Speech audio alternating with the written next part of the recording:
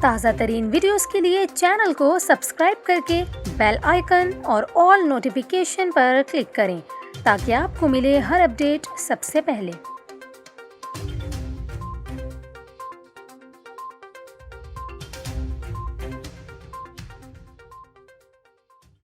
السلام علیکم، news 24/7 Urdu service میں خوش آمدید۔ ناظرین، آپ کو بتائیں کہ وفاقی وزیر تعلیم شفقت محمود نے ملک کے تمام پرائمری اسکولز 30 ستمبر سے کھولنے کا اعلان کر دیا ہے۔ اسکولز، اساتذہ اور دیگر عملے کے لیے ماسک کا استعمال لازمی قرار دیا گیا ہے۔ بچوں کو سینیٹائزرز کے استعمال کے بعد ہی ماسک پہن کر اسکولز میں داخلے کی اجازت ہوگی۔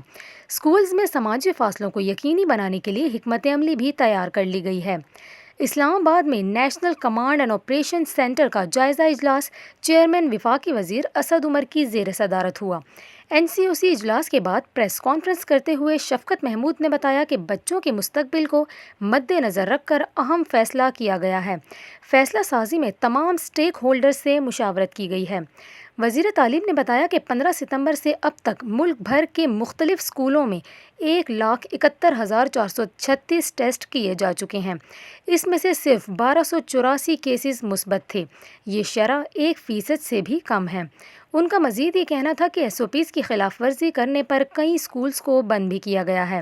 شفقت محمود نے کہا کہ والدین کو تسلی دیتے ہیں کہ پچھلے 2 ہفتے میں تمام صوبائی ادارے متحرک رہے اور SOPs پر پوری توجہ جاری رہی۔